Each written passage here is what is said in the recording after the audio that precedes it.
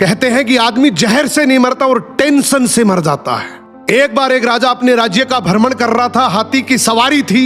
हाथी ताकत के नशे में चूर था।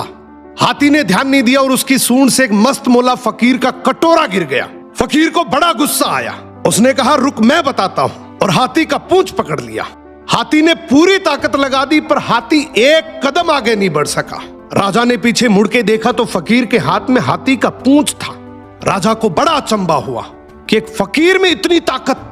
राजा फकीर के पास गया और बोला, आपकी जगह फुटपाथ पे नहीं, आपकी जगह तो राज दरबार में होनी चाहिए।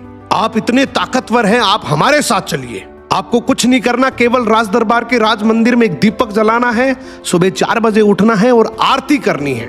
फकीर ने कहा, ठीक है, अच्छा खाने पीने को मिलेगा। थोड़े दिन बीते कि एक दूसरे राज्य का राजा से मिलने आया।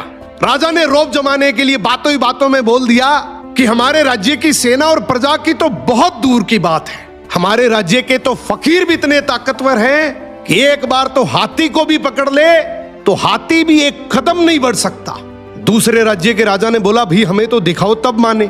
राजा ने फकीर को बुलाया और कहा, नाक का सवाल है, ध्यान रखना। फकीर ने कहा, ठीक है, हाथी को बुलाओ। फकीर ने हाथी का पूंछ पकड़ा, मगर इस बार पासा पलट चुका था। हाथी फकीर को घसीटते हुए ले गया।